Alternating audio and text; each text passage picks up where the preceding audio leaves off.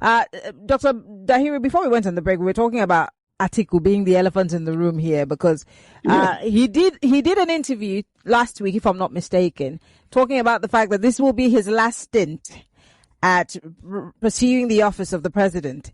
But then you have asked the very important question that everyone's asking: must he run?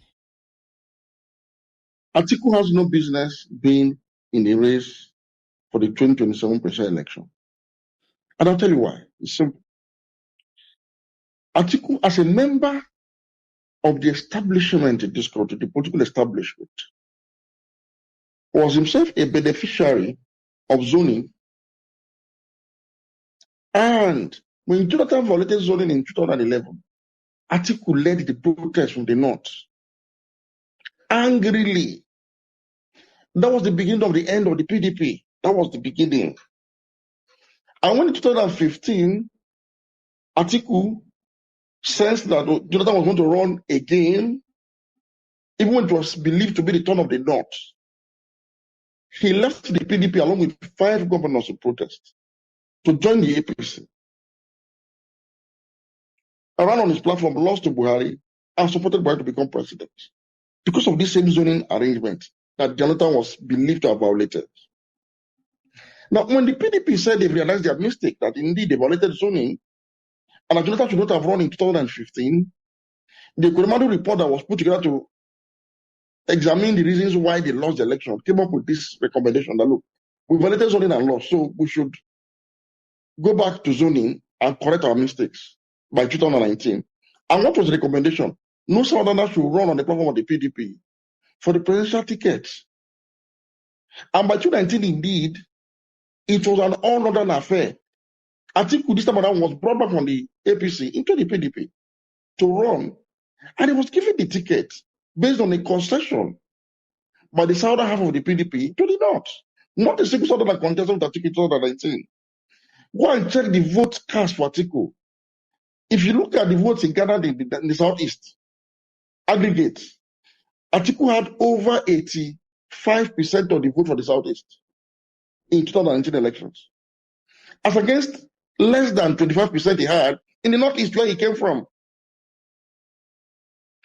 Now, it was the turn of the South in 2023 Atiku came out again and contested, and then we won. I wrote an opinion piece then where I warned that if the PDP violates zoning, it will go into total waters and sink into oblivion, as it has done now. Atiku ran against zoning again. This time, he ran the party into trouble. We had thought that they would have learned the lessons of not violating zoning and seen the consequences on the PDP. Atiku came out again this time around to come and occupy the ADC and wants to contest again. And nobody seems to be talking some sense to him that what you are doing is now destroying the position in Nigeria. What is now affecting our democracy? Because you don't have the moral right to contest the election. You don't have the moral right, and I'll tell you why.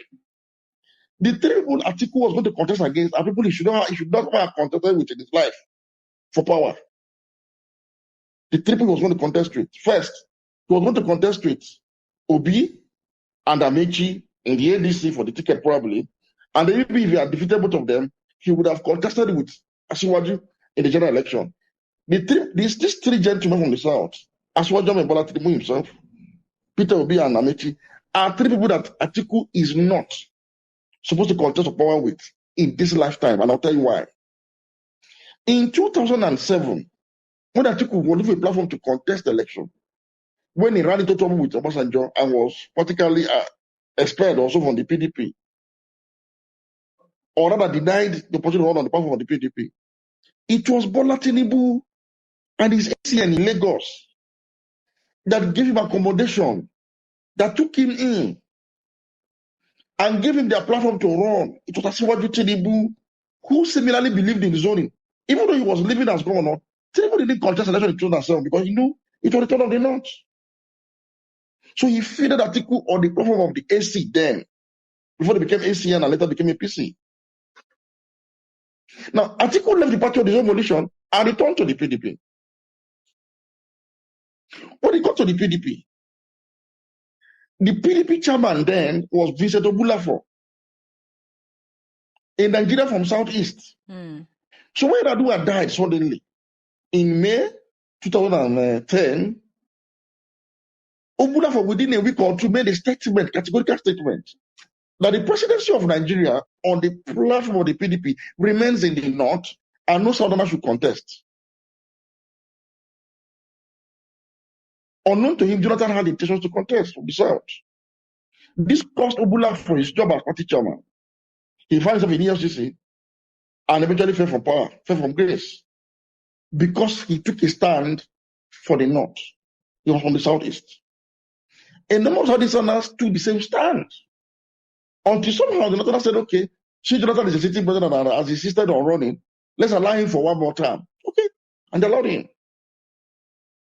Now, in 2015, when Jonathan insisted on going a second term, it was a Rotimi Amechi from Jonathan's backyard, the governor of Rivers, that revolted against him. He was the head of the 5 governors that left the PDP. He was the one that actually led them out of the PDP. He was the force behind them.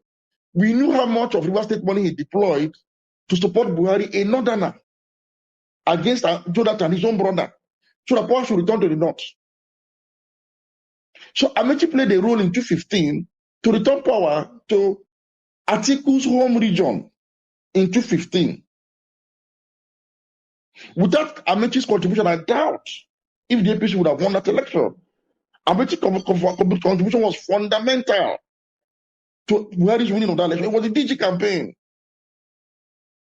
Now, in 2019, Atiku came back to the PDP and got the largest support from the southeast, P2B's people of the southeast, to challenge President Muhammadu Buhari. It was a clean sweep for him in the southeast. The southeast risked opposition a second time for his sake. How can this man now be seen to be contested against one, Peter Obi, whose people stood by you in 2091 was turned of your own region, or against even Amechi, who risked all, who revolted against his own brother, so that power can return to your region, or your old friend and ally, Asiwaju, who in 2007 gave you a platform to run when you were hounded from your own party. Look, even among bandits, there should be some level of honor and decorum. There should be. Somebody should tell Atiku he has no business running this election. Whether he win or not, I do not care, but he does not have a business running. And his continuous presence is stifling, destabilizing, and undermining the opposition in this country. It is. In-depth analysis.